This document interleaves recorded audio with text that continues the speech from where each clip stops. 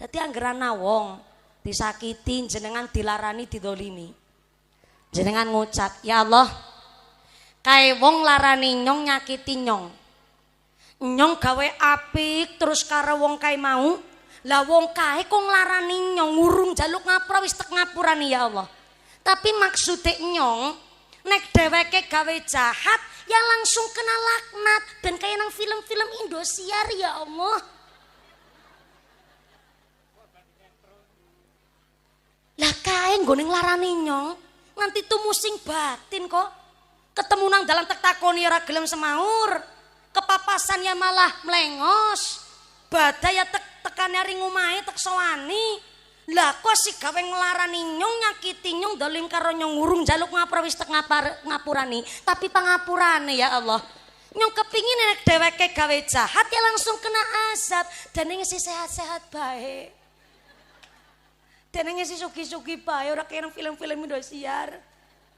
Kenapa kok konsepnya begitu? Karena ternyata niki nembe setunggal persen.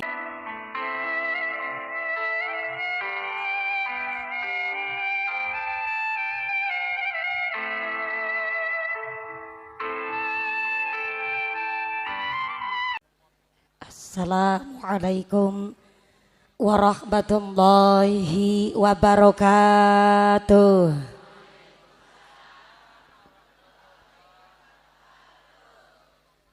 Bismillahirrahmanirrahim. Alhamdulillahi wa kafa. Wassalatu wassalamu ala nabiyil mustafa wa ala alihi wa sahbihi ahli sidqi wal wafa.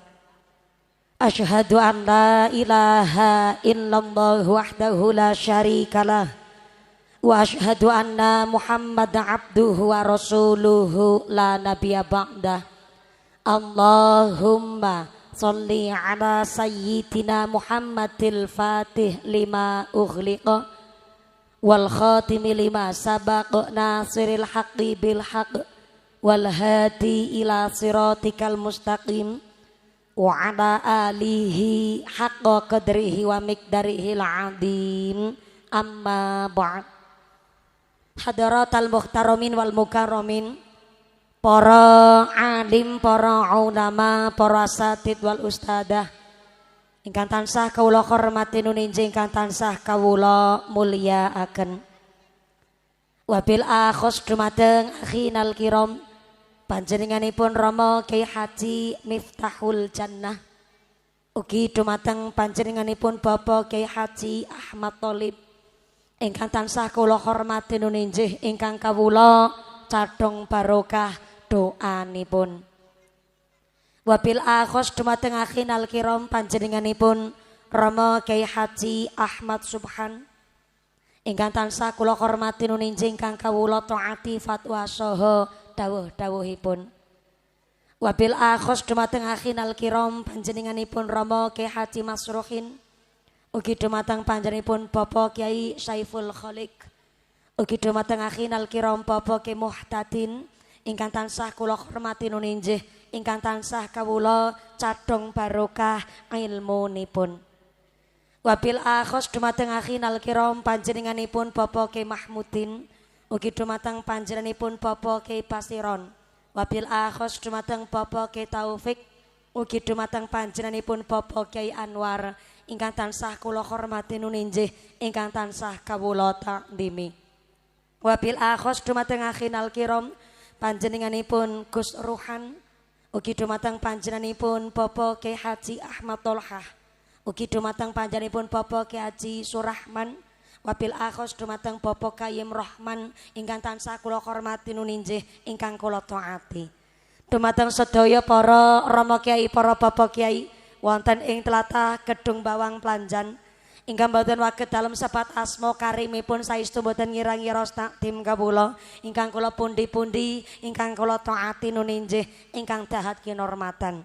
Wabil akhos dumateng aparatur pemerintah Desa Planjan, dumateng panjenenganipun Bapak Daryono ST selaku Kepala Desa Planjan atau yang mewakili saha sak penggawanipun ingkang tansah kula hormati nuninjih ingkang kula muliaken.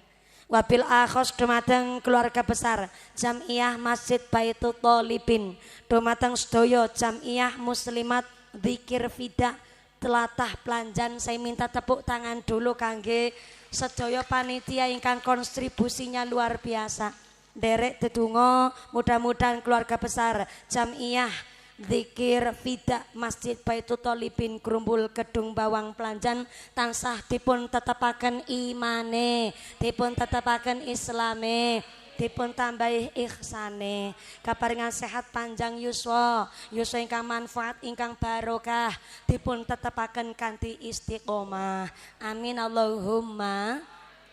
Wabil akhos dumateng Tanfidiah Suryanang Tutul Ulama Ranting Planjan, pimpinan muslimat ingkang tansah kaula muliaken, pimpinan fatayat ingkang kaula hormati, keluarga besar GP Ansor, rencang-rencang Banser, rencang Garfa Gada Fatayat ingkang kula hormati, Jamiah Maulid Simtuduror, Jamiah Sholawat, Ibnu IPPNU Pemuda Karang Taruna, Ikatan Remaja-Remaji Masjid wonten ing Planjan ingkang kula banggaaken.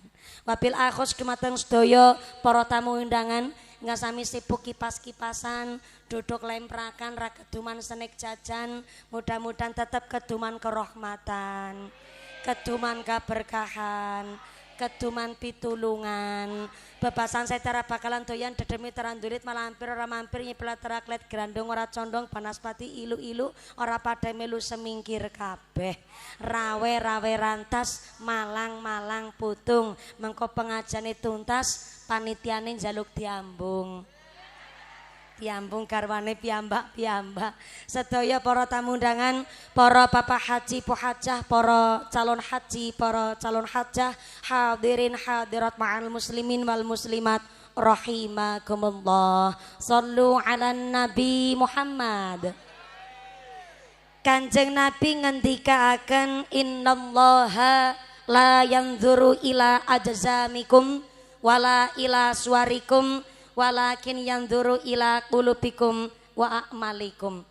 Ternyata Gusti Allah mriksani menungso mboten saking bondo dunyane, mboten saking derajat pangkate, mboten saking bentuk rupane. Nanging Gusti Allah mriksani menungso saking hati nuranine lan saking amal ibadahe. Pramila regane bathuk merga ana ilmune, regane ati merga ana iman takwane, regane lati merga ana zikire. Mula Gusti Allah anggen ngendikan fa aslahu ala ahli dzikr. Bertanyalah kepada orang-orang yang ahli zikir, piyayi-piyayi ingkang ahli eling kalih Gusti Allah. Eling kalih Gusti Allah menika berarti piyayi-piyayi ingkang caket kalih Gusti Allah. Mboten tanglete niku kali wong sing berilmu, tapi tangletlah kali piyayi sing ahli zikir. Soale menawi ahli zikir wis mesti wong berilmu, nanging berilmu durung mesti wong sing cedhak kali Gusti Allah. Pramila alhamdulillah niki Jamiah Dzikir Fida Muslimat Planjan sampun istiqomah 7 tahun nembe berlangsung. Pun suwun mudah-mudahan saklajengipun jamaah tambah istiqomah, jamaah tambah barokah.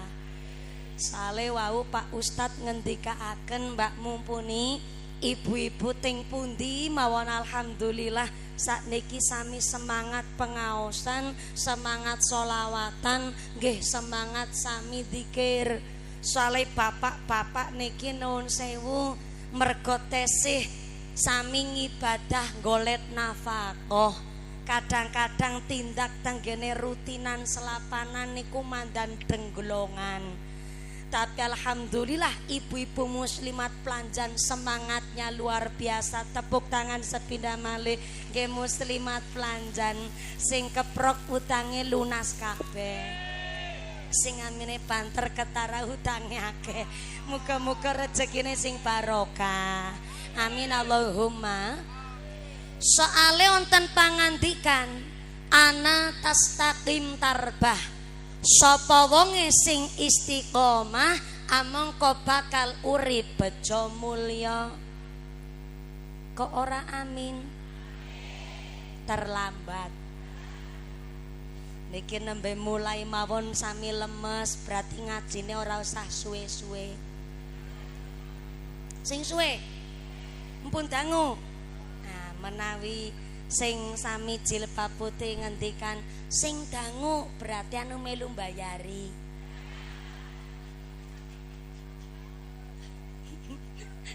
Sing teng pojok mriku assalamualaikum. Masya Allah, nggene ngaos niki sami tenggene ngisor gedangan nggih Bu nggih. Sing teng masjid mriku halo. Tuki wingking mriku assalamualaikum. Iya, yang belakang masih sadar. Alhamdulillah, keduman snack napa mboten? Oh, ana sing ora keduman. Mulane melu urunan. Sing ora keduman snack tetep rezekine sing barokah. Amin Allahumma. Onten satu ungkapan ana tastaqim tarbah. Sapa wonge sing istiqomah amangka bakal urip bejo mulya. Allahumma. Allahumma. Pangapunten ingkang kathah Pak. Secara bahasa istiqomah niku artine ajeg. Secara bahasa istiqomah niku artine mboten wonten perubahan, monoton. Kados niku mawon konsisten. Tapi pangapunten ingkang kathah, menawi dina-dina ngaos ngaji, taune mawon wis ganti, kok prinsipe aku masih seperti yang. Padahal konsepnya beruntung niku kan kehidupan sekarang lebih baik dari yang kemarin, yang akan datang harus lebih baik dari yang sekarang. Niku namanya beruntung. Nek esi ajeg kaya sing wingi namanya rugi. Mula secara bahasa istiqomah artine ajeg, tapi secara fleksibel arti sesungguhnya istiqomah adalah tenggene salate kula panjenengan sedaya sing diwastani ihdinas siratal mustaqim. Wong sing istiqomah adalah wong sing jejeg lan lurus nggone nglakoni ibadah insya. Mulane kaya napa kok niki harlah ketujuh jamaah zikir fidak niki ngontenaken tasyakuran dinten menika saking senenge jamaah ibu-ibu muslimat antuke zikir fidak boten namung istiqomah tapi tambah dino jamaahe tambah kathah. Alhamdulillah. Kenapa kok harus jadi orang yang beruntung? Awit Gusti Allah ngendikaaken watilkal ayyamu nudawiluha bainan nas. Ternyata Gusti Allah niku sampun mempergilir kejayaan lan kelengserane menungso. Onten wayahe sehat, ojo kelalen pas lagi sakite. Onten wayahe dadi wong melarat, ora usah getun, mesti Gusti Allah maringi titi mangsa tekan derajate. Onten dina wingi, onten dina saiki, ada saatnya datang, ada saatnya kembali. Malah ana tahun 2024 sakniki 2000 selangkung. Krokia yo ora basa. Ulang. Jenengan gone jawab ya. Kayak password-e baleni. Ulang.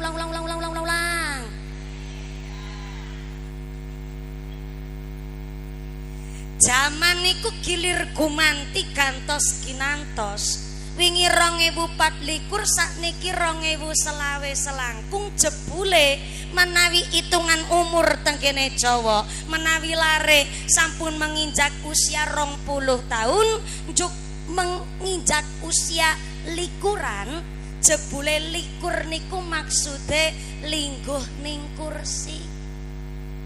Mulane angger bocah wis usiane likuran taun mesti nyambut gawe lewi temenanan.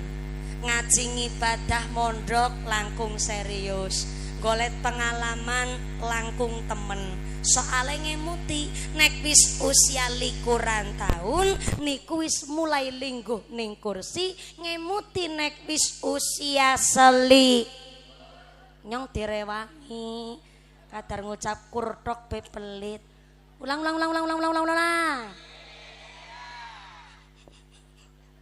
Nek wis usia seli, roli, teluli, patli, kok ora terus moni 25. Sekedap iklan rumiyin. Alhamdulillah matur nembah nuwun ingkang kathah Ibu Muslimat jamaah dzikir fida panitia barang sing gelange seleker-leker. Ya Allah.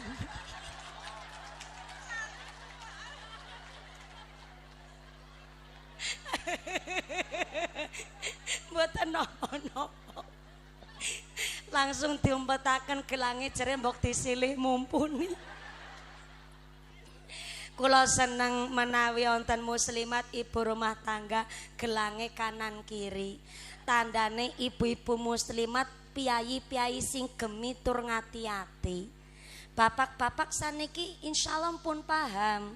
Ketimbang isine nggo judi slot, nggo masang togel, mending kan nggo ora ketang selamat-lamatan tuku gelange sing wadon. Loh, niki yang namanya nanam saham. Bisane gelange seleker-leker kang napa? Putrane kuliah, putrane mondok, embok jare sapa, anak butuh dadak bisa didol disit. Tepuk tangan dulu monggo. Nggih Bu nggih. Wingi ibu-ibu muslimat menika panitia Bu Kaji sedaya tindak tanggene gubuke kula malah wonten sing asta kanan kiri gelang nganti tekan lengen. Lah niki bareng kula kepanggih malah masyaallah ora selamat-lamatan nggone gelangan. Ngendikane jere wingi nembe didol disin nggo nambahi modal nanggap mumpuni. Muga-muga gawa barokah kabeh. Amin Allahumma. Matur nuwun Bu Kaji, Bu Muslimat mumpun nyawisaken sak werna-wernane fasilitas dinten menika. Wonten wedang teh, wedang larutan, niki botol sing beningan kabeh kaya radiator. Sedotan pating cerongok kaya matur nuwun sanget. Niki insyaallah tanda makmure gedung bawang, mudah-mudahan makmur dunya akhirate. Amin Allahumma. Lanjut. Terus Mbah Yai Bu Nyai nun sewu jujur mawon niki dinten niki kula konsepe mandan kalem. Soale kan niki nggone nderek ngaos kali jamaah zikir fida. Dadi sing mone mandan lenjeh kemenyek ya siki mandan tobat sethithik kae nggih Bu. Wingi nembe delingna nang bojone nyong kono ora lenjeh-lenjeh. Tapi nak kepreman ning anggar ora lenjeh ora li akeh. Akeh jamaah maksude shallu ala Nabi Muhammad. Tekan apa miki dadi kelalen. Oh iya, seli, roli, teluli, patli. Kok ora monine 25. Lebar 24 monine selawe seneng lanang wedok. Selangkung lagi seneng sing langkung-langkung. Mulane rata-rata bocah menawi usiane tes 11-an tahun kan pikirane tes yab-yaban. What is a yab-yaban? Sama-sama tiang ngapak nggih paham. Pikirane teh sing layap kayak botol kosong dileboni apa-apa mesti mlebu. Tapi nek wis usiane likuran tahun, lewih temenanan golek pengalaman, lewih getol nyambut gawe karena ngemuti. Nek wis usia selawe lagi mulai seneng lanang wedon.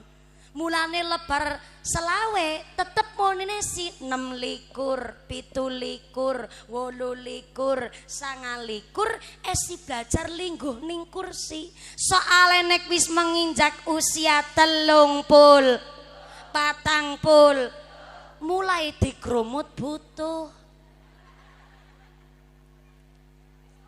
Nggih Bu nggih. 29 tahun bojo mestine 30 tahun wis lagi bobot meteng. Babaran siki sing lanang kudunya kelora ketang 5 juta. Apa maning sing operasi sesar orang ndek BPJS apa ora 22 juta we. 30 digrumut butuh. 40 esi digrumut butuh. Anak mlebu SMA butuh biaya. Mlebu kuliah butuhe tambah kathah. Lebar kuliah esih digrumut butuh wong lebar kuliah kepingin bojo nikah. 40 esih digrumut butuh tapi lebar 40 ora terus moni 50. Bar 40 terus kenapa 50? Karena 50 seneng ketuan. What is a ketu? Ketu is a penutup kepala. Buniku ciput, romal, selendang, topi, songkok, kopiah, peci, kupluk. 50 mulai seneng ketuan karo nggo nutupi uwan. Karena 50 setengah abad empun mulai waman nu'amir hununakisu fil khalqi wong didawake ngumure mulai dikurangi nikmate. Mulane bar 50 ora moni 60. Bar 50 monine sewidak. Sewidak sejatine wancine tindak. Jebule hitungan umur tenggene Jawa derek Kanjeng Nabi karena Kanjeng Nabi kapundhut yuswane 63 tahun niki bukan otak-atik asal maduk. Ternyata piyayi Jawa filosofine jerone luar biasa. Mastani mboten 60 tapi monine sewidak sejatine wancine tindak. Rambut putih wis wayahe mulih, mripat lamur wis perek kubur, untu ompong wis enggal ngerong. Mulane sewidak sejatine wancine arep tindak teng pundi? Sing jawabe kuburan ki wong sadar diri. Ning sing sewidak langkung ora usah cilik ngati. Sing nom-nom kaya mumpuni ya ora usah kemaki.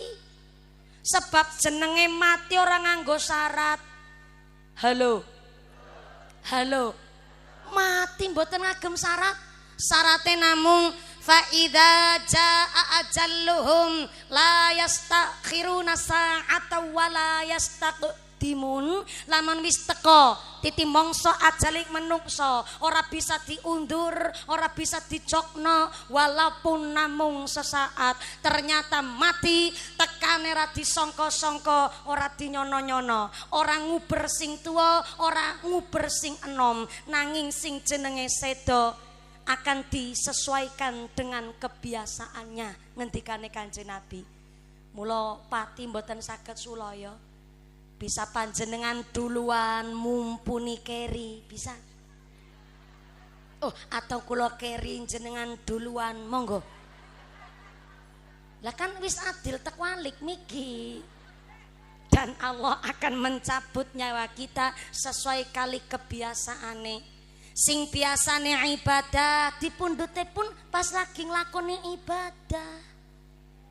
Tapi nek ana wong ahli maksiat rata-rata mandan didawak nang umure sethithik nang Gusti Allah. Kangge napa? Dienteni kapan tobate. Mbok saking welas asih Gusti Allah karo menungsa. Didawak nang umure dienteni kapan tobate, kok ora gelem tobat-tobat, matine pas lagi ngrumus togel. Karo nyekel ceki nang pos kamling. Teplek kowe kasut, teplek bedor,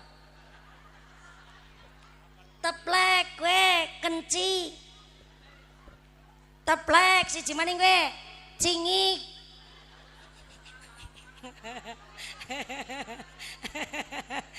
Bapak-bapak protes. Mumpuni apal. Kiai dilawan. Zaman siki Pak, kiai kudu kreatif. Anggar ora kreatif nah ora payu. Ning kreatif pun ya kudu sing hati-hati. Makanya kita sampaikan ayat Gusti Allah.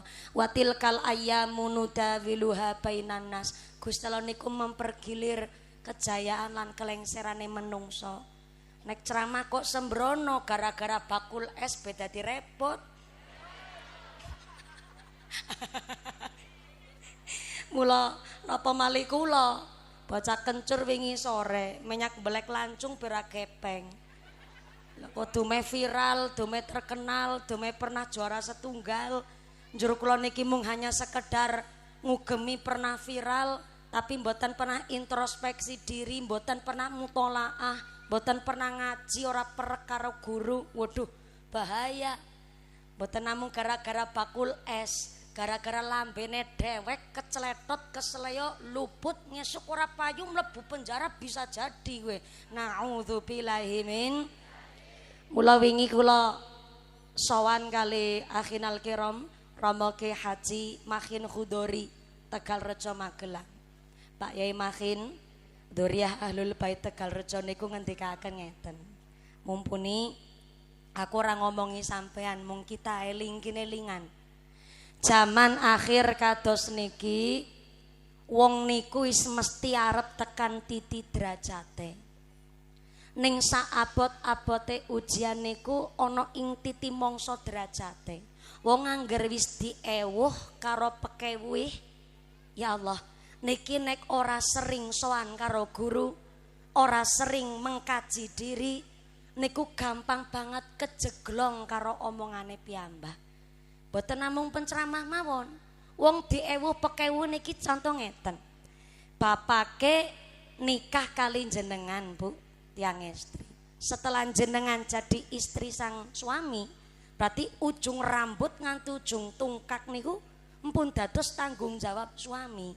Sampai wong tuane panjenengan mawon pun boten wonten hak cawe-cawe kali keluargane panjenengan. Dan niki kan titi mangsa derajat mpun diewuh pekewuhi. Arep ngomongi anak wadon tapi wis ana bojone. Nah, niki pun diewuh pekewuhi nih. Maka namanya orang kok wis tekan titi mangsa derajate kudu sering andap asor, sowan kali guru, kedah kata-kata mutolaah. Mula kula nggih mboten wantun menawi ceramah kok hanya sekedar golet materi teng internet terus kula sampaikan teng masyarakat. Kuatire kula nek ngajine mung modal internet disampaikan teng masyarakat, apa ngesuk nang akhirat Mbah Google arep tanggung jawab. Nah niku mula kenapa nek kula dinten Kamis, dinten Jumat libur mboten ngisi pengaosan. Karena memang sepindah kala semanten alhamdulillah kula keparingan beasiswa S2 teng UIN Saizu Purwokerto. Ning panci setelah nikah kula niku nggih mboten ngertos arep nikah mandan gasik. Gasik apa kelung saya termasuk ya? Ngodisit. Nyong nikah umur 28 tahun. Kowe kelung sapa ora kowe? Orang ngiloni nyong babar blas wong kene kok. Angger kelung saya berarti 28 tahun orang mung perawan tua tapi perawan mepet. Mepet banget nyatane ya 28 tahun wis kelung saya. Nah, karena kula 28 tahun nembe nikah, dadi ora pacar-pacaran, ora level ya, sorry hela pacar-pacaran. Langsung beras-beres mawon niku. Antara khidbah lamaran sampai nikah niku namung 2,5 bulan. Lajeng kula ditembung sampai ijab kabule niku 6 bulan. Dados selama 6 bulan calon bojone kula wekdal niku dicothokaken kali kula dituduhaken kali putrane Akhinal Kiram Rama Ki Haji Usman Ridho, ket cilik ireng rongos kayak gini mantu kiai. Mantu Kiai sombong banget. Dan ternyata panci wekdal niku bojone kula sektese ta'alum mondok tenggene Tegalrejo nembe 11 tahun. Akhirnya pancen calone kula puasa, kula nggih puasa. Pikir kula ngeten, lagi gawe apik be esidik odeki alane.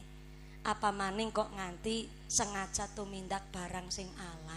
Belajar ngati-hati dengan cara kula ditembung sampai ijab kabul, kula tirakati kanthi puasa. Alhamdulillah pernikahan langsung cespleng, Bu. Diparingi keturunan momongan tapi panci ujian niku werni-werni. Nembe kawan sasi sedasa dinten niku janin dereng kersa dimong. Jebule kula cara basa nggen kula keluron. Cara mriki napa? Miskram, keluron. Dan ternyata panci Gusti Allah ngersakaken kula ken sinau rumiyin karena pikir kula nggih rejeki niku kan werni-werni bentuke.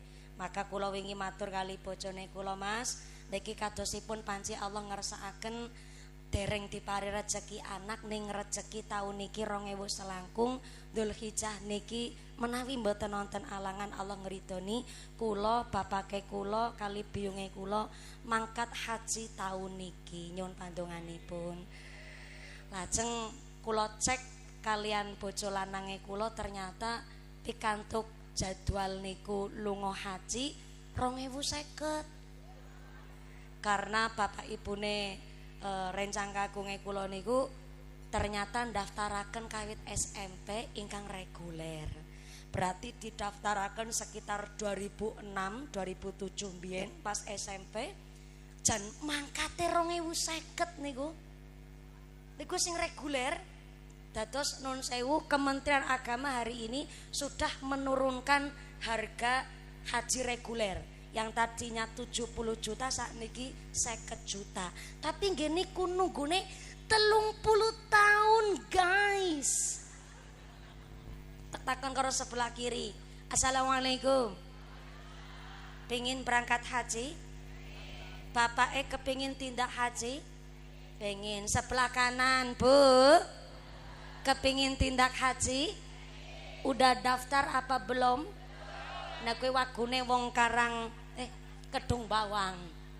Kepingin lunga kaji tapi urung daftar kan mung kepingin tok. Memang duyufur rahman al mubarakun. Tamu agunge Gusti Allah tindak haji niku panci jodon-jodonan. Ada yang sudah mampu tapi belum mau. Ada yang kepingin banget mau tapi belum mampu. Sing mampu dan mau kudu diniataken. Akhirnya wingi karena jatahe kula pancen 2000 selangkung niki, kula pamit kali bojone kula ngucap, "Ayang Mbeb." Ya karep-karepe nyong kok bojo-bojoku. Ayang Mbeb non sewu. Niki amargi jatah rezeki kula tiyang sepuh kekalih mangkat haji taun niki jenengan 2050 niku dos pundi kepripun nggih. Ternyata bojo lanange kula nggone njawab ya gawe adem. Ora apa-apa, Dik. Wong jenenge jatah rezeki arep meksa-meksa Kementerian Agama ya ora pantes. Ya nyong tek melu bae karo aturane. Nyong 2050 jenengan 2020 sampean dhisik sing lunga kaji malah nyong seneng. Nyong kok tetep statusnya dadi numpak kaji. Malah sing guyon jenengan berarti sing paham jenengan nyong tekan seprene rung maksud kok tek takokna maning. Sederenge lanjut niki insyaallah mangke cekapan ngaos kinten-kinten jam pinten, Bu? Dalam jam kalih. Jam 2 sore. Berarti sholat duhurnya 12:30. Munggah 10:30 mudun jam 2 berarti ngajine 3:30. Masya Allah. Berarti wong Kedung Bawang wong geragas. Ya mudah-mudahan sampai pun acara lancar barokah Allahumma. Niki wonten titipan amanah saking panitia sebab amanah wajib saya sampaikan. Begini amanahnya. Mumpuni kayak surat cinta. Mumpuni ada kabar baik dan kabar buruk, meringani banget ya. Kabar baiknya pengajian hari ini adalah disengkuyung dari seluruh keluarga besar Jamiah Masjid Baitul Tholibin, Jamaah Dzikir Fida wonten ing Grumbul Kedung Bawang Planjan. Dan kami telah menunggu kedatangan Mbak Mumpuni untuk harlah ke-7 Dzikir Fida Planjan sudah sekitar 2 tahun setengah. Kawit tanggaku meteng babaran nganti meteng maning. Meteng babaran nganti meteng maning ya memper nunggone 2 tahun setengah. Kabar buruknya dalam rangka ikut merewangi, nah ki bahasa asli Kedung Bawang ki merewangi kemaslahatan Masjid Baitul Tholibin. Duit infak sedekah jariahnya masih di dompet bapak ibu masing-masing. Tulisannya kados niku, cuma kebablasan gone maca. Bu, menawi panjenengan diajak sedekah kinten-kinten ikhlas mboten? Menawi ikhlas mangke kontak infake ampun gugupen muter. Kotak infaknya naik dulu 1 teng panggung mriki. Akan saya mulai dulu dari saya Mumpuni. Kenapa kok kula kedah melu sedekah? Konek ora sedekah dikirane nyong jarkoni, bisa ngajar ora bisa nglakoni. Jadi monggo mriki Bu. Anje saking mriki mon mboten napa-napa, monggo. Lah mangke kotak infak sedekah konsepnya niki mastatoktum. Saya ulang, mastatoktum, sesuai kemampuan. Sedekah sae, tapi kan harus sesuai kemampuan. Singkirane sugih nggone sedekah umume wong sugih tumpakane be motore PCI kemiki gelange be kiwa tengen selengen seleker-leker ali-aline sekeong-keong kalunge dawane tekan wudel. Masa sedekah nggo kemaslahatan kok mung 2.000 kan isin karo wudele 2.000 disolasi maning. Ya duit tetap duit monine, tapi mastatoktum sesuai kemampuan. Nggih monggo sudah dimulai dulu dari saya. Rebanane ora sedekah ora apa-apa, mangko malah tek sawer nang nyong mengko. Nggih, kotak infaknya niki sing nyemplungaken duit asistene nyong. Walaupun asistene nyong sing nyemplungna duite, tapi kan duite nyong. Ya tak kowe ngerti dhisik mbok pada salah paham. Monggo Bu, kotak infaknya dimulai dari saya. Silakan kotak infaknya muter. Sepindah malih bukan untuk ganti dana pengajian. Bu, niku infake mboten nggih nambahi amplope Mumpuni. Tapi mutlak adalah kangge kemaslahatan jamaah dzikir fida wonten Masjid Baitul Tholibin. Sumangga kotak infake muter sinambi ndonga bulan Sya'ban sesarengan. Shallu ala Nabi Muhammad. Allahumma barik lana fi Rajab. Allahumma fi Rajab. Allahumma barik lana fi Rajab wa Sya'ban wa balighna Ramadan wa Sya'ban wa balighna Ramadan. Nuling jangan nabi nite marang buroke Jibril Mikail ngapung sakiwa tengene nulin jangan nabi minggah langit sopi irfa Allahumma barik lana fi Rajab. Allahumma barik lana fi Rajab wa Sya'ban wa balighna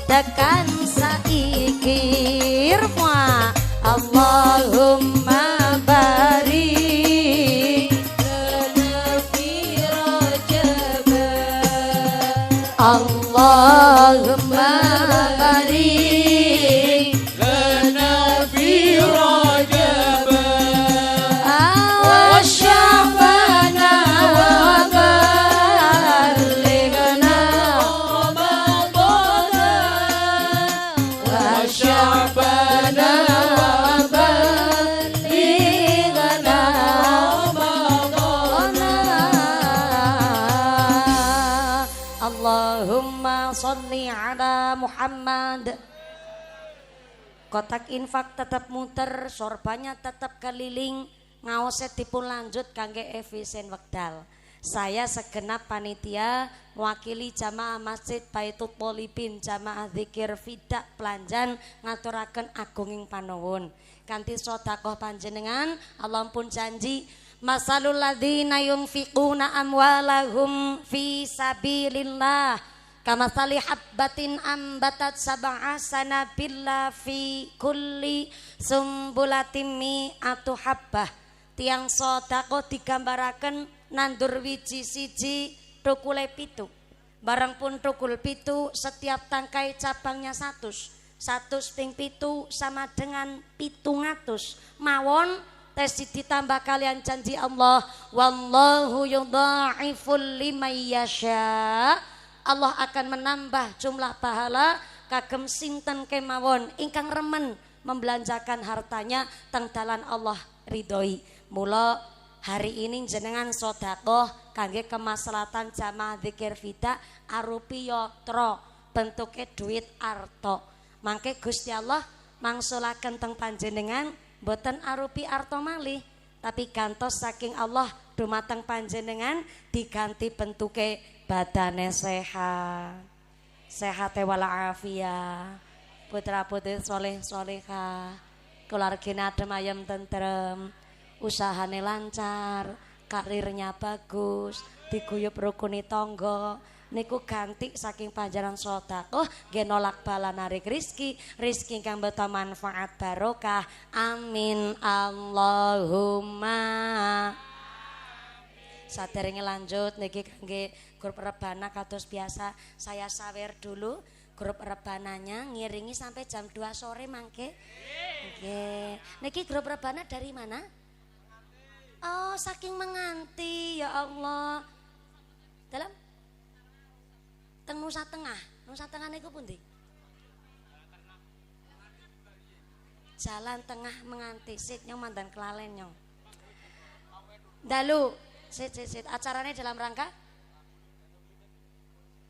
lan jenengan be kelalen apa maning nyong dadakan nyong gawe mumet rebanane be sedina disawer ping 3 soalnya napa lho ngajine sedina ping 3 sing wingi ya kelalen ya alhamdulillah beginilah resikone dadi wong ayu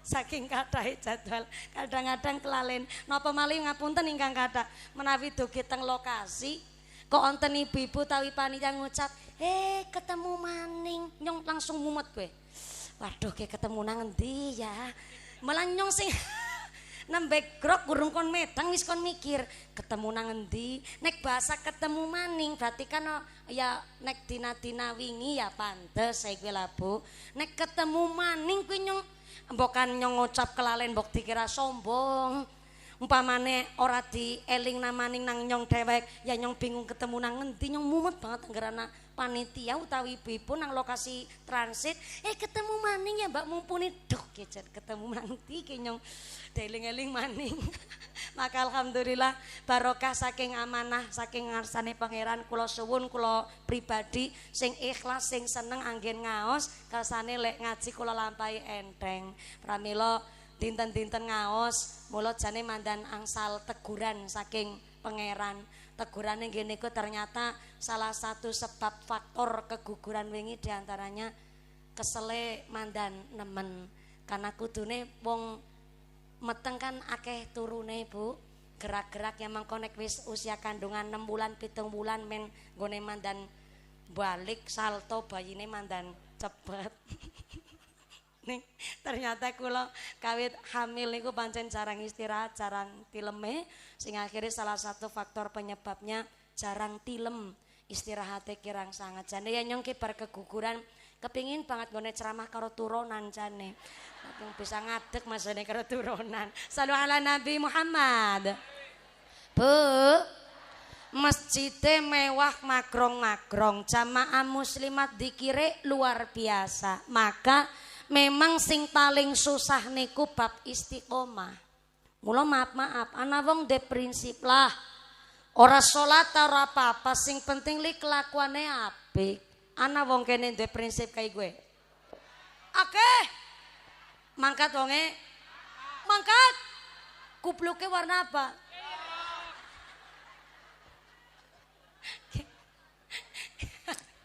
Angger kayak gitu caranya Pak Kiai melu ora selamat angger kupluke ireng kabeh. Maaf. Salat niku mergo menungso sing butuh karo Gusti Allah. Sebab maaf, kelakuane apik tapi ora sembayang niku ibarat nganggo sabuk tapi ora katokan. Kewer. Ora usah ditambah kewer. Dadakan gawe pikiran mumet jenengan. Tak ulangi sepisan maning. KTP-ne Islam. Ning kok kelakuane apik tapi ora sembayang, niku ibarat sabukan tapi ora kathok. Kira-kira wong genep apa ora kowe? Soale maaf Pak, ana sing ndek prinsip lah kae dina-dina salat melarat bae. Kae sing ora sembayang malah anake sukses. Dina-dina nak tandur, bae dina-dina panen. Ora sembayang, sebelah kana sawahe panen, kene nembe tandur. Dina-dina nggone panen sawahe ra mandeg-mandeg. Ora sembayang tapi sugih. Sing ndek prinsip ngaten kula sampekaken dasar tenggene kitab namanya Hilyatul Aulia. Tanggene kitab Hilyatul Aulia dijelasaken Ar-Rahmanu huwal muhsinu ilal barri wal fajiri fid dunya. Ternyata Ar-Rahmanu walas ase Gusti Allah huwal muhsinu kanggo gawe bagus ilal barri kanggo wong-wong sing kelakuane apik wal fajiri ya wong-wong sing kelakuane lacut fid dunya. Nah, aja ditambahi akhirah. Dumenya ngomong fidunya nasi jawab wal akhirah. Kowe engko beda maknane. Tak ulang maning ya yo Sartina. Ar-Rahmanu welas asih Gusti Allah wal muhsinu kuwi kanggo bagusi ilal bari wong-wong sing kelakuane apik wal fajiri ya wong-wong sing kelakuane lacut kebiasaan elek fit dunya nang alam dunya tok. Tak ulang sepisan maning. Dadi maksude wong sing kelakuane apik, sing kelakuane biasa maksiat, mbu sing salat, mbu sing ora salat, sing sugih, sing ayu, sing melarat, sing mancung, sing pesek, kabeh diparingi welas asih nang Gusti Allah. Jangankan sing mancung, sing pesek, wong kebiasaan mangan barang haram, bencoleng, preman, sampai maaf niki para koruptor tetep diwelas asih nang Gusti Allah, tapi fit dunya nang alam dunya tok. Sepisan maning nang alam dunya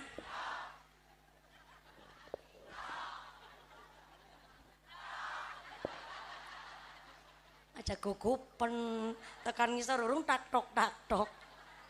Dadi sing kelakuane jahat, sing kelakuane apik tetep Bu dirahmati, diwelas asih nang Gusti Allah, tapi mung tekan ngalam dunya tok ora lanjut tekan akhirat.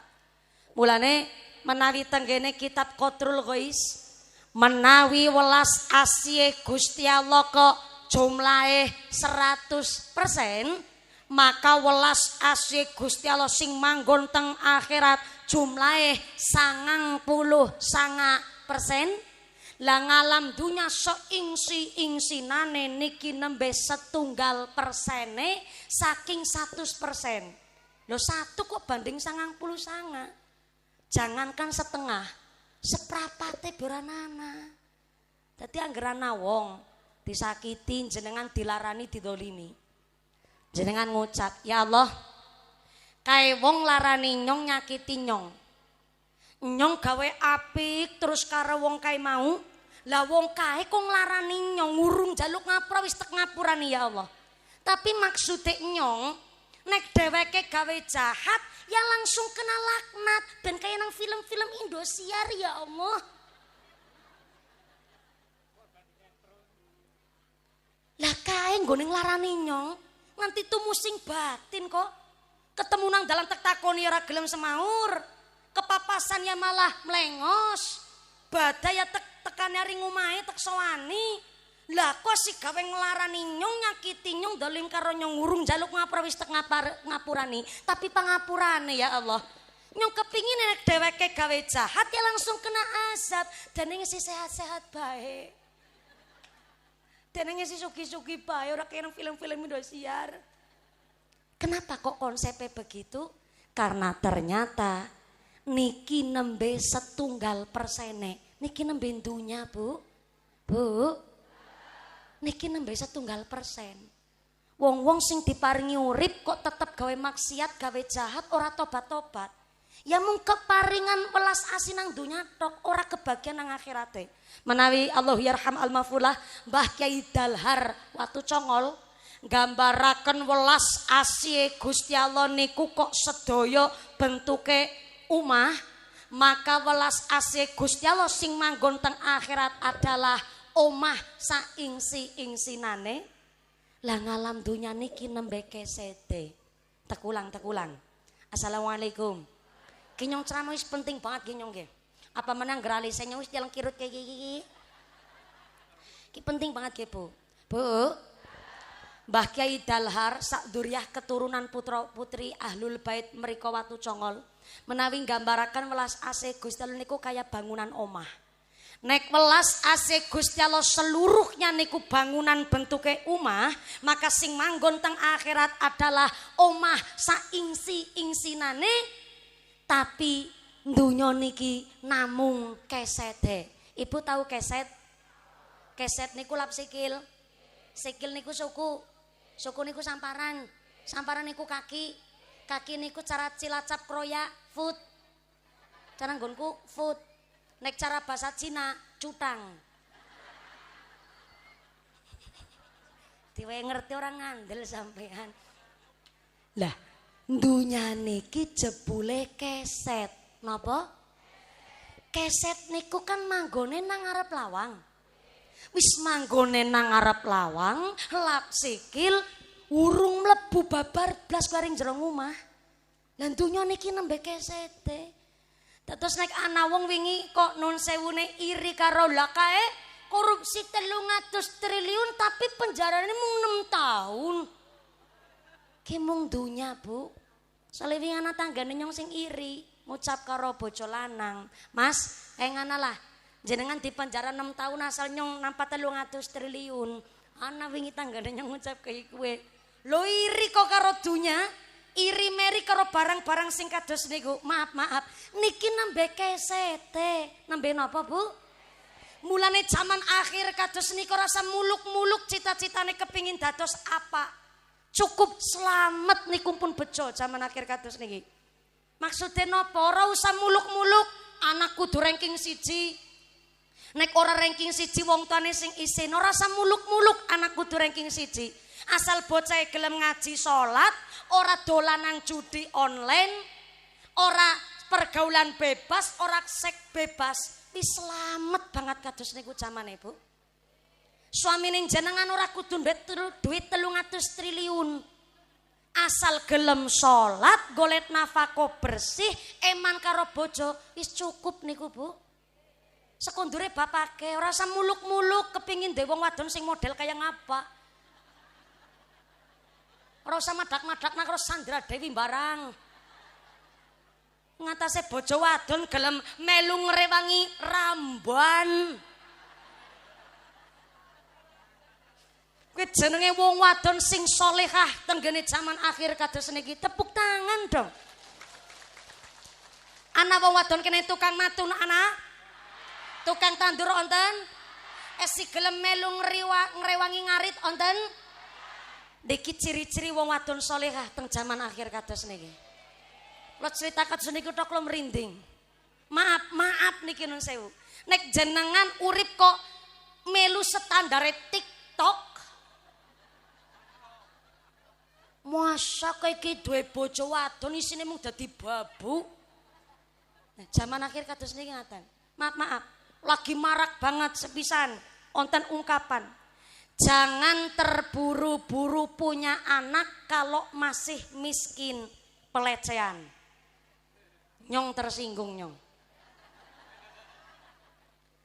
Nek ana bahasa kados niku zaman ngeten. Maaf, mungkin niate saya supaya seluruh anak di bangsa Indonesia mendapatkan fasilitas ingkang mulya saking wong tuane. Tapi nek bahasane kok maaf, jangan terburu-buru punya anak kalau keadaan masih miskin. Nek nyong Bu, nyong tersinggung nyong. Nek nganti duwe prinsip kae kowe kawit zaman mien nyong ora lahir berarti nyong. Lho kula niki saking ora duwene anak nomor 3 dari 5 bersaudara. Kawit cilik mung ngarep kepingin sekolah boro-boro ana sangu duit sekang wong tuane. Sangune kangkung karo jangan welut. Tek dolaring gurune nggo sangu niku Bu. Kakang bekayune kula dadak embret buangi damen. Saking kepingin bayar SPP sekolah. Kalau kalimat itu kok tenggene zaman sengien pun onten kayane kula dereng lahir. Kula niki jaman Bu. Kemutan sing jenenge mangan daging ayam ora nibani sebulan sepisan. Mangan daging ayam yang ngenteni bapake balik kenduren. Balik kepungan. Sami pada baik. Mune ngenteni bapake tahlilan anu kepungan lah nganti ngantuk-ngantuk karo nyekel piring seng. Kemutan piring seng apa ora? Piring sing ben terima lungsuran sekang bae uli nampa warisan. Saking dene nampa warisan dijaga nu piring sing bolong be disumpel nganggo bakaran plastik kok. Kemutan apa ora?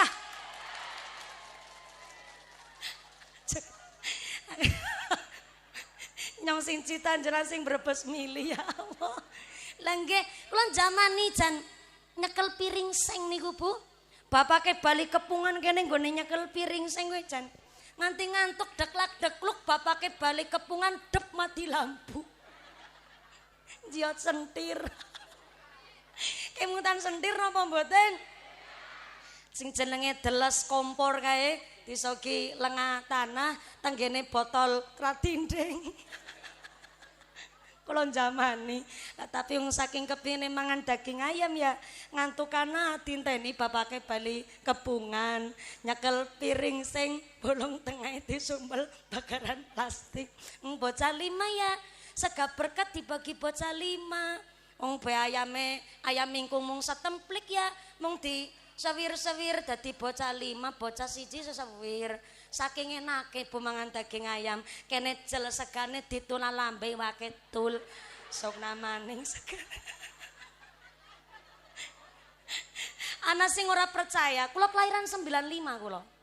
Ning senajan kula kelahiran 95 tahun 2000 kula umur 5 tahun, ning kula niki jamani kula dados pangon wedhus nyong 43 lanang kabeh sing wadon mung nyong tok. Beda wedhus nyong anu wedhus cara nggen kula marok, cara mriki napa? Sami marok, kula namung ketitipan. Kula niki jamani hal itu mulane dina niki senajan kula ceramah sedina ping 3, kula tetep berusaha badan sehat merga kula jamani rekasa. Bareng gede tua ketemu rekasa nggih mboten kaget, Bu. Kene setul, iwake ditul, segane dilebokna. Jan kur ditulat tok kare ngilat sing penting mambu amise. ayam mingkung. Lah soale kowe sesewir iwak ben krasane luwih nikmat gonge dipangan lawaran pas akhir. Lah seneng banget kowe gonge gari daginge sesewir mlebu cangkem lah bareng tekunyah kanyal. Dan yang ora entek-entek jebule malah bakaran plastike.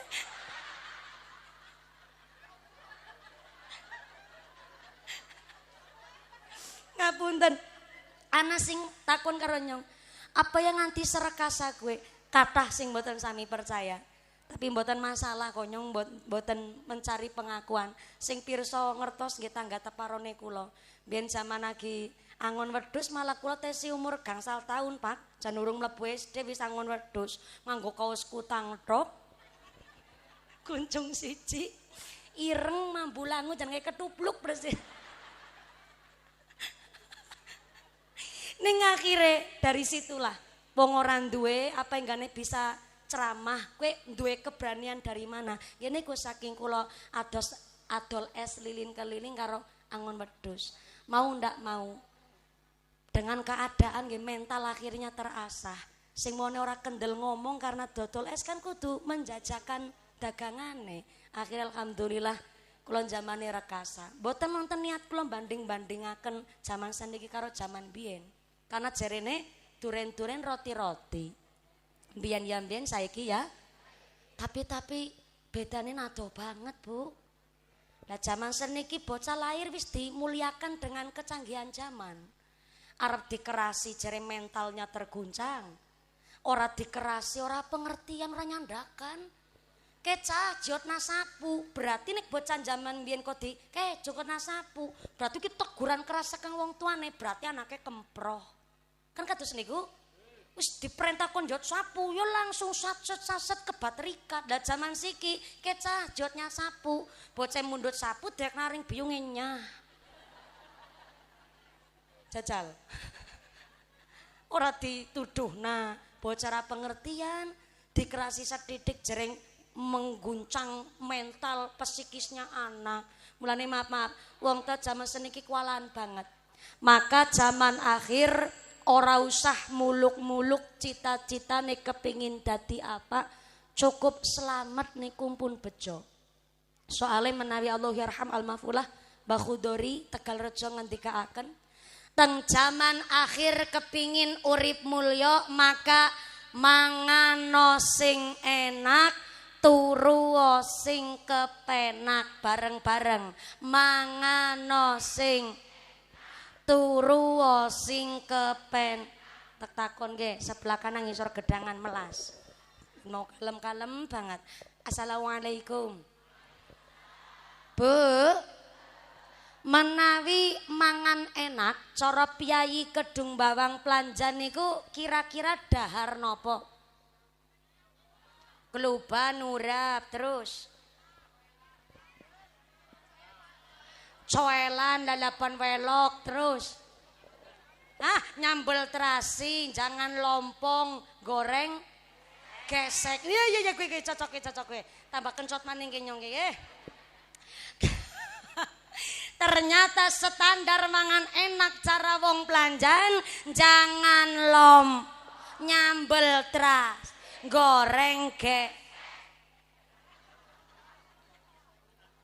mangan enak cara wong Planjan. Tapi ngapunten cara Mbah Kiai Khudori, mangan enak niku dudu mangan laweh apa, tapi mangan enak niku wong sing seneng puasa, wong sing seneng ngempet nafsu, ngempet ngelih. Contoh aja maring puasa disit lah, jenengan macul kawit 7:30 isuk nganti jam 12, tong bleng adzan duhur jenengan dikirim lawuh. Ora usah mawi dadak mau jari lawu apa bae asal wis tong bleng adzan duhur wis dahar anu saking ngempete ngelih, sekali mangan apa bae mesti rasane ngamel. Nggih mboten? Apa maning wong puasa.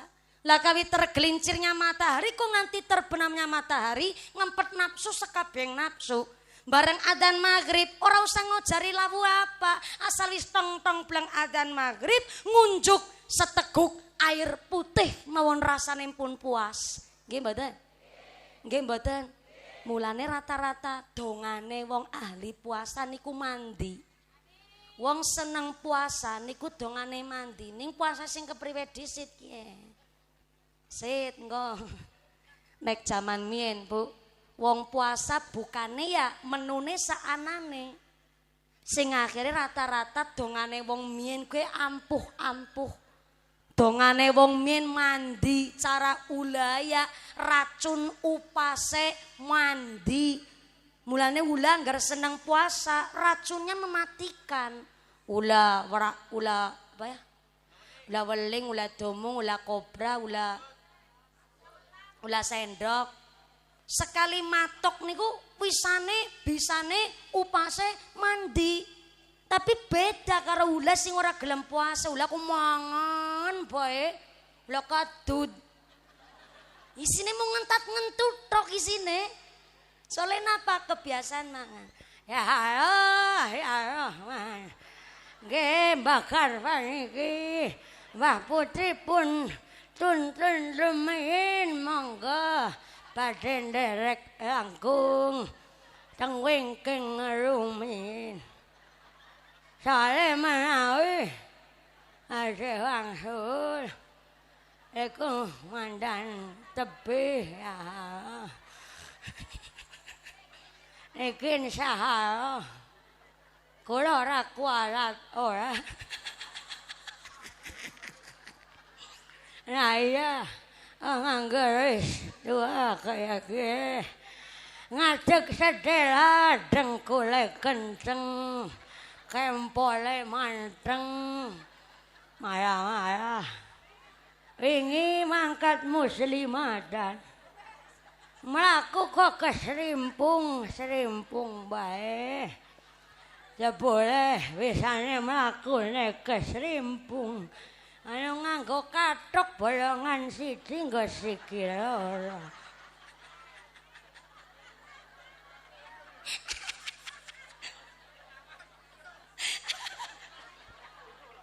Tapi Pak Kiai nun sewu mung praktek mlaku kaya ge jang temenan kene kempole manteng ngene. Niku bener sing diwastani waman nu'amir hununakisu fil khalqi. Wong angger ditawak nang umure napa pancen dikurangi nikmate. Anu tua pernah enom, tapi kan sing nom urung pernah tua. Mulane ora sabra cekiki kene kowe ya.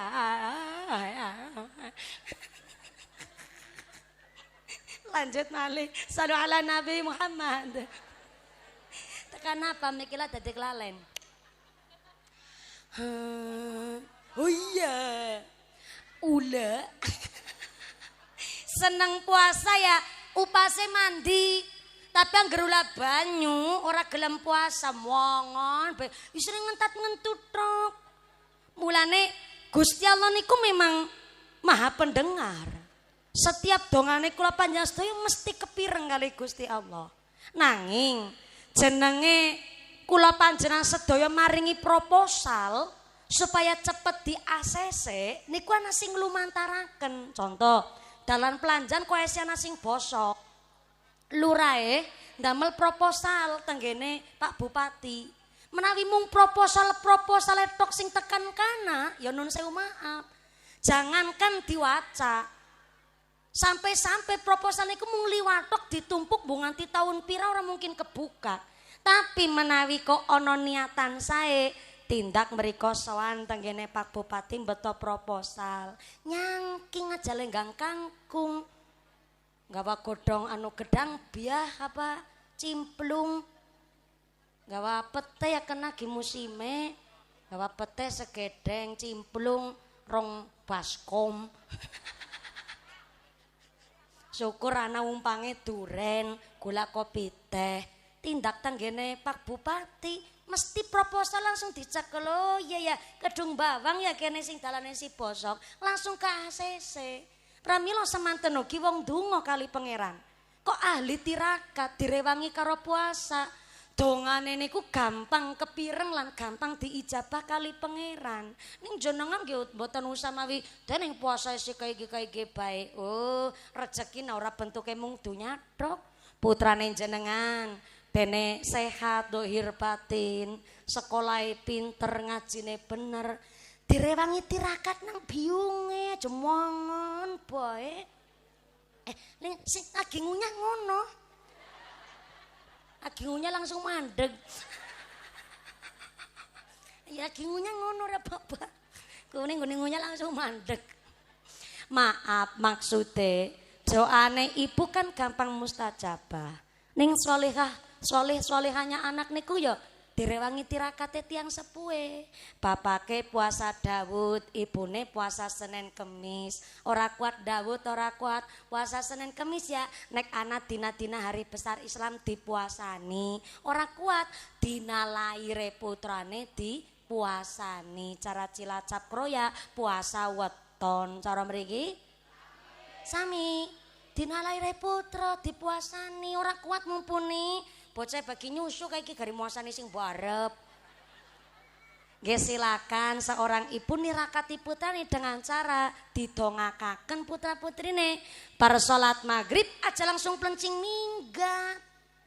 Ibune menawi habis salat maghrib putra-putri sebut asmane binti sinten hadiah Fatihah ping 40 bablas tekan ngisasan gawe 40 ora kuat ping 7 ora sanggup ping 3 ping 3 ora bisa ping sepisan ra kobrek karep-karepmu anak-anakmu masa ya enggane hadiah Fatihah putrane siji tok bera kober ibune seneng tirakat karena zaman akhir kados niki ken kata-kata jaga nafsu ngempet nafsu jenenge puasa mulane wong mien kan rata-rata dongane mandi ampuh bukan banding-bandingaken zaman siki ya puasa mung mandine beda kepriwarep mandi wong siki puasa malah kakean syarat kok. Jangankan nanti ada nasar bebar duhur be wong wadon pada mikir ya lo mengko serep masak apa engko ya. Buka puasa lah apa ki ya bingung. Wis gawe jangan lompong nyambel terasi goreng gesek, gari kepingin soto, gawe soto gari kepingin tuku bakso. Baksone wis dibungkus dicekel sing kepingin buat tagur somai seblak-seblake. Kayak wis nang omah kelapa muda, gari kepingin es campur bisa teler-telere. Zaman siki puasa tak pikir-pikir malah geragas. Puasa malah geragas. Mulane anggar pejabat, bupati, lurah, DPR dilantik dongane jan donga buka puasa. Dilantik jadi pejabat dongane Allahumma lakasum wabika aman. Ya kabeh-kabeh dadi kepingine diplok. Aspal diuntal wesi dileg semen diuntut jembatan dikrikiti kadal diuntal soalnya nopo gini ku puasane mung sekedar orang mangan ra nginum tok akhirnya mung sekedar geragas naudzubillahi min ora samuluk-muluk cita-citane kepingin dadi apa mangan sing nyong direwangi nganti jam 2 sore ulang mangano sing turu sing turu kepenak niku dudu mergo kasure sing empuk dudu turu kepenak bantal gulinge sing bisa ngentut nyumin ora percaya pas urung rabi ana bantal guling bisa ngentut bareng rabi malah praktek temenan ngentut mambune nanas malah yang jenenge malam pertama ora pacaran kan ya rasanya grogi deg-degan pating kerembut pating keranyas ya mas senggane kepin ngentut malah sing lanang nambah ketemu tintuti kan jaga image dong lah barang tekimput malah entut ora kena diajak kompromi jane kepin tek wadah kresek jane barang dikimput malah muni dawatit ayo gone bojoku ning jawab manise nyatane pengantene si setahun ya kayak gue anane beda karo pengantin lawas pengantin bodol apa maning bodolan pengantin Mbak Putri ngentutit bakal kuncap bar mangan padang apa wingi tapi pancen nyata biyunge kula niku usia 53 tahun bapake kula niku sekitar 20 kalih tahun. Wingi pas ngurus haji niku bareng kali kula teng kantor kementerian niku pas tenggene kantor imigran malah. Kan biyunge kula niku memang pun sakit komplikasi. Mandan nemen biyunge kula. Ya stroke ringan, ya jantung, ginjal, asma. Wis warna-warna banget lah pokoknya. Ning kula paringi semangat yung niki pun dipanggil haji tahun niki. Ayo sing semangat. Mature mireng-mireng sing samimpun lampahi haji niku onten sing teng Indonesia sakit-sakitan ning kana kelipur senenge mangkat haji njur dadi mantune. Mulane mak niki sing semangat. Akhirnya kula acak teng kantor imigran lah seneng banget. Nang biyunge kula pun komplikasi kan pun gemeter.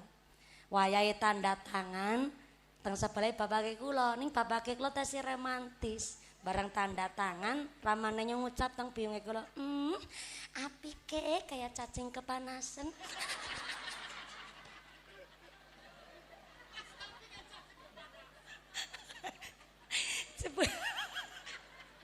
jebule romantis pengantin bodolan pengantin kayak gue ujarku ya badhe ngalem temenanan wis apike kayak cacing kepanasan Mulane sing kami harap sebagai anak meriksani wong tua guyonan kayak gue bisa seneng purasane. Jenengan seorang bapak, seorang ibu walaupun ya maaf lah kayak miki sing mbah. Anu sedrume wis ora mumpuni. Lah kok malah pas temen balik ngene aneh. Ya ya kok pas temen ya.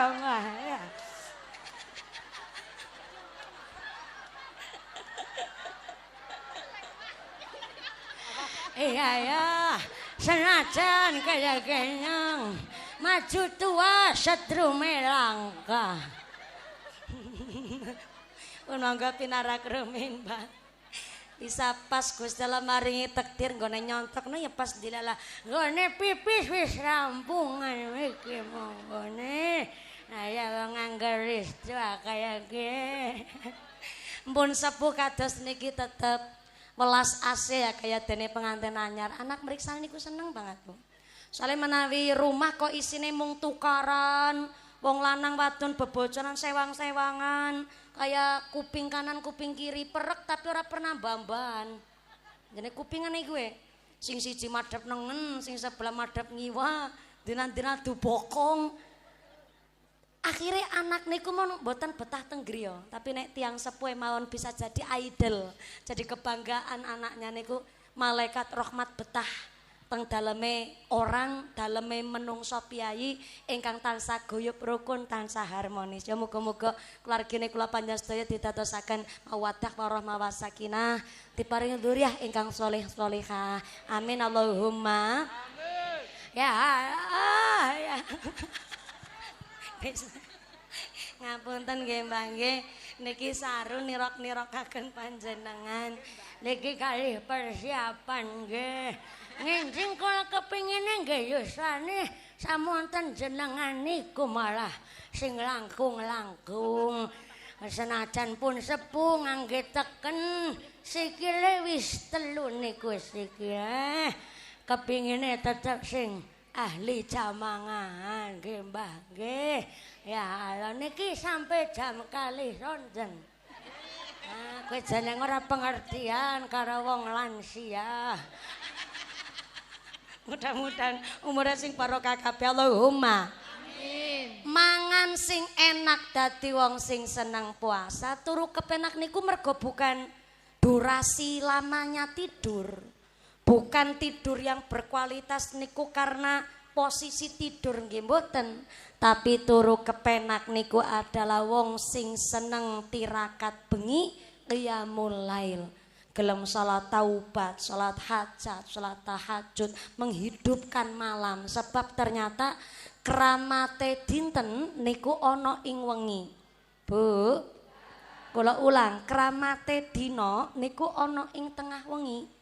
Mulane min sebelum zaman WhatsApp, sederenge zaman BBM, angger telepon tengah bengi kan malah murah. Soale nopo sepisan ora kelalen karo nomor tujuan. Jenengan ahli ibadah ya ora mungkin kelalen karo nomor telpone Gusti Allah. Pinten nomor telpone Gusti Allah? 2 4 4 3 4 bareng-bareng 2 4 4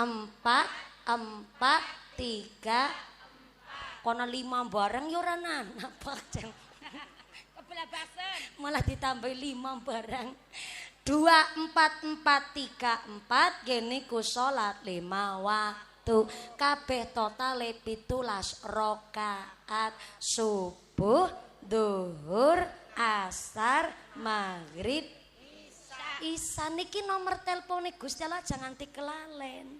Lah tengah bengi ben nggone telepon tambah murah, direwangi zikir, maca Quran, salat bengi. Senajan jenengan bakul pedagang, menawi tempeken kan biasanya mangkat jam 1 dalu nggih Bu. Asal nggone dagang jujur, niate nafkah, nggo ngibadah keluarga bareng. Maka nggone dagang tengah bengi mangkat maring pasar mpun diwastani qiyamul lail ngibadah ana ing tengah wengi Senajan dagang nang niate nafkah nggo ngibadah maring keluarga niki diwastani ngibadah ana ing tengah bengi. Alhamdulillah niki pun jam pinten sakniki? Kula mboten beto jam. Jam sanga. Jam sanga. Ya Allah ki matane nyora picek ya. Ditakoni bener-bener kok yang ngapusi jenengan. Jam 11 kurang. Jam 12 kurang 10 menit. Insya Allah pun cukup nggih Bu. Dereng cukup. Nanggap dewek. Soale panci kula wau matur kali Ibu Nyai, malah Bu Nyai sedaya wau ngendikan, "Ayo gone medang mandan cepet banter baik ye. Sing nang kana melas nunggone wis kesuwen." Nah, kula batin cocok niku. Alhamdulillah pun cekapan lungguhan wonten lokasi dalem transit pindah wonten menika majelis amargi pangapunten niki tesih dipun bagi-bagi wektale. Jenengan rawuh gasik wonten mriki sekedap jeneng kerasa kresek pada pada ngendi. Ada informasi dari panitia. Pengumuman dari akhirat. Barang siapa berangkat ngaji belum dipimpin doa gugupan Bali, maka suaminya nikah lagi.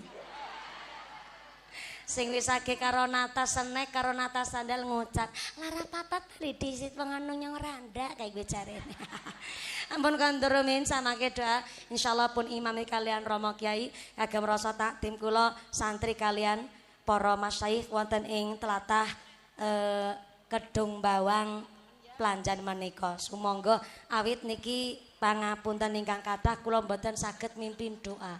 Yang pertama kula tasih santri, yang kedua kula dereng kaparingan ijazah lan dereng dipun izinaken kangge mimpin doa. Tetap derek ngalap barokah, tabarukan kalian para masyayikh, tokoh ulama wonten ing tlatah Planjan menika. Ingkang kami sepindah Rama Yai, Mbah Yai, Pak Yai matur nuwun sangat rawuhipun kersa amberkahi pengawasan dinten menika. Yang kedua Bapak Ibu sakmangke bibare doa panjang kondur kanthi wilujeng widodo lirik ing kali saking sambi kolok menapa Allahumma saking kala saestu mudah-mudahan pengawasan dinten menika kita dipun tetapaken imane, ditetapaken islame, dipun tambahi ihsane, kaparingan sehat panjang yuswa ingkang manfaat ingkang barokah, kaparingan dzurriyyah ingkang sholih sholihah, kaparingan rezeki ingkang barokah, dijauhkan dari segala wabah musibah, pungkasan yuswa kanthi husnul khotimah. Amin Allahumma. Ampun kondur ampun jengkaromin doa pun imami kalian akhinal kiram Romo Kiai Miftahul Jannah. Nggih, Romo Kiai Haji Miftahul Jannah kagem derek mangimami doa pengawasan dinten menika. Saya kembalikan kepada Muqasimul Auqat pembawa acara. Sumangga setelah patnya kipapunten ingkang kathah usiku wa nafsi bitaqwallah. Wassalamualaikum warahmatullahi wabarakatuh. Waalaikumsalam warahmatullahi wabarakatuh. Shallu ala Nabi Muhammad. Ya Rabbi salli alaihi. Taqabbalallahu minkum. Wal ya karim. Hadirin dan hadirat yang dimuliakan Allah, acara yang terakhir doa penutup dengan segala hormat mohon berkenan Romo Kiai Haji Miftahul Jannah memimpin doa penutup. Kepada beliau kami persilahkan.